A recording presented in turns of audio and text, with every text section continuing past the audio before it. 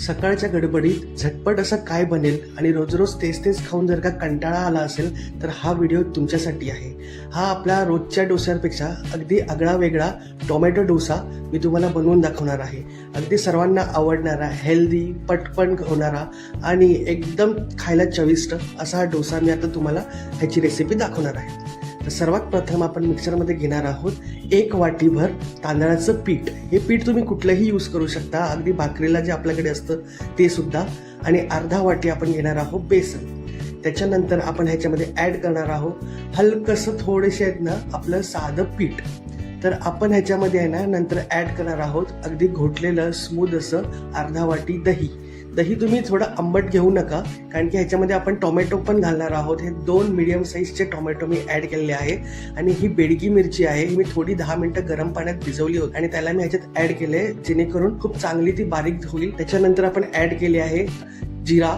त्याच्यानंतर हलकंसं पाणी ॲड करून ह्याचं आपण एकदम स्मूथ बॅटर आपण रेडी करणार आहोत. अगदी स्मूथ. ह्या बॅटरची कन्सिस्टन्सी आहे ना तुम्हाला मी दाखवतो. हे पहा, ही बॅटर आहे ना एवढंच थिक हवंय, ह्याच्यापेक्षा पातळ करू नका, नाहीतर डोस्याला तुमचा तसा टेक्स्चर येणार नाही जसं आपल्याला हवं आहे. आता हे डोस्याचं बॅटर एका भांड्यात आपण काढूया आणि ह्याच्यामध्ये हलकंसं पाणी, म्हणजे जे आपल्या भांड्याला लागलं होतं मिक्सरच्या त्याच्यासाठी मी हलकंसं पाणी ॲड केलेलं आहे. आणि नंतर थोडंसं मीठ चवीनुसार ह्याच्यामध्ये ॲड करून व्यवस्थित. त्याच्यानंतर हे पहा, हे बॅटर अशा पद्धतीचं हवं आहे. आता हे मी 10 मिनिटं आहे ना रेस्ट करायला ठेवत आहे. त्याच्यानंतर आपण चटणीची तयारी करूया. तर ह्याच्यामध्ये मी किसलेला ओला खोबरा घेतलेला आहे. त्याच्यामध्ये नंतर मी ह्याच्यामध्ये ॲड केलेले आहे काही ढाळं, मग काही लसूणच्या पाकळ्या आहेत. त्याच्यानंतर अद्रकचा एक तुकडा टाकलेला आहे अर्धा इंच. एक चवीनुसार ह्याच्यामध्ये थोडासा आंबटपणा येण्यासाठी मी ह्याच्यामध्ये ॲड केलेला आहे चिंच, 3 मिरच्या, चवीनुसार मीठ आणि कोथिंबीर. आणि हलकंसं त्याच्यामध्ये पाणी ॲड करून आता आपण ह्याला चांगल्यापैकी बारीक करून घेणार आहोत. त्याला व्यवस्थित मिक्स करून घेणार आहोत आणि तडक्याची एक तयारी करूया. तडका आपला सिम्पलच मी ह्याच्यामध्ये ॲड करणार आहे, म्हणजे आपले जिरे, राई, मोहरी. आता आपण जे बॅटर 10 मिनिटं रेस्ट करायला ठेवलं होतं त्याला आता आपण परत एकदा व्यवस्थित मिक्स करून घ्यायचं आहे. हे बघा, हे बॅटरची कन्सिस्टन्सी मी तुम्हाला पुन्हा दाखवतोय. ह्या हिशोबाने बॅटर हवं आहे.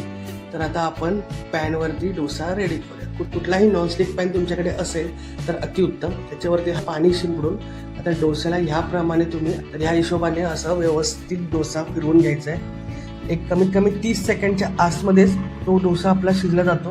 ह्याच्यामध्ये एक अर्धा चमच मी तेल फक्त शिंपडत आहे, कारण की ह्याचे क्रिस्पनेस आपल्याला एकदम मस्त व्यवस्थित ह्याच्याने भेटते. तेल थोडंसं आपण वरतून जर का आपण टाकलं तर बघा 1 ते 1.5 मिनिटाच्या आतमध्येच आपला डोसा हा तयार आहे.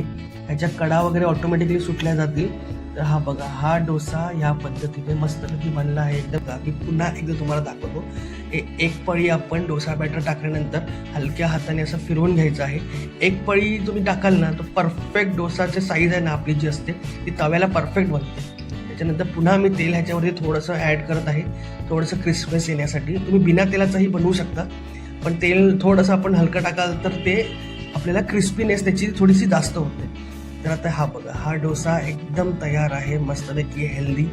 ह्याच्यासोबत तुम्ही सर्व करा चटणी, दोन्ही टाईपची चटणी. मी सांबार माझ्याकडे ऑलरेडी बनवलेला होता, तर त्याची रेसिपी मी पुन्हा कधीतरी दाखवेन. आणि हा तुमचा डोसा एकदम गरम गरम खायला तयार आहे. हा पुलाव पहा मित्रांनो, हा बनवायला अगदी सोपा आहे. ह्याचा एक एक दाणा अगदी मोकळा सळसळीत बनतो आणि ह्याला बनवायला जराही टाईम लागत नाही. अगदी हा एका सिंगल शिट्टीमध्ये सुद्धा रेडी होतो. तर चला मी तुम्हाला दाखवतो हा पुलाव कसा तयार होणार आहे. तर सर्वात प्रथम आपण कुकरच्या भांड्यामध्ये घेणार आहोत 1 पळी तेल.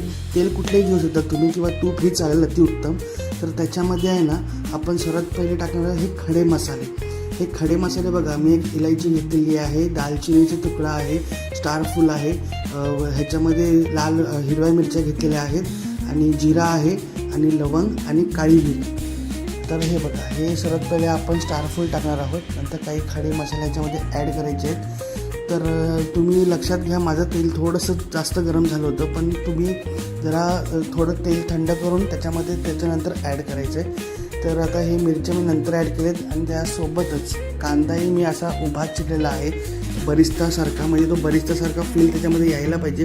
पण अगदी आपण त्याला ब्राऊन नाही करणार आहोत, कारण की आपण पुलाव बनवत आहोत. तर ह्याला हलकं परतून घ्यायचं आहे. ह्याचा फक्त कच्चेपणा जाईपर्यंत त्याला परतायचं आहे. त्याच्यानंतर मी ॲड करतो आहे काजू आपण आत्ता ॲड करणार आहे, जर का सुरुवातीला टाकले तर जळले असते.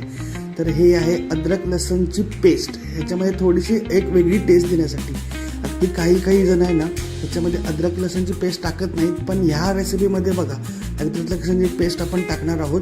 त्याच्यानंतर हे गाजरचे तुकडे, काही तुकडे, हा अख्खा गाजर नाही आहे, हा कमीत कमी मी एक छोटी अर्धी वाटीच गाजरचे स्मॉल साईजचे तुकडे ह्याच्यामध्ये ॲड केलेले आहेत, कारण की आपल्याला एका शिट्टीमध्येच त्याला नरम करायचे.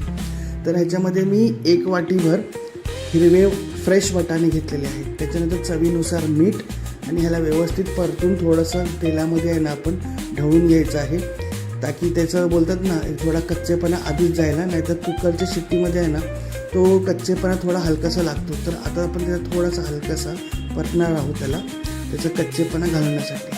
आता ह्याच्यामध्ये आपण टाकणार आहोत दूध, 1 वाटी आपण दूध टाकणार आहोत. हां, थोडंसं वेगळं तुम्हाला ऐकायला येईल.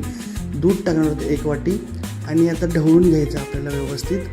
तर दूध टाकल्यानंतर हे बघा, नंतर 1 वाटी दूध आणि 1 वाटी पाणी, हे दोन्ही आपल्याला आहे ना व्यवस्थित मिक्स करायचं आहे. आणि त्याच्यामध्ये हा आपल्याला आहे ना बिर्याणी मसाला किंवा पुलाव मसाला मार्केटमध्ये येतो ना तो घातलेला आहे. आणि हे तांदूळ भिजवलेले आहेत हे पाण्यामध्ये अर्धा तास, तरी बासमती राईस आहे, तुम्ही कुठलाही बासमती राईस घेऊ शकता.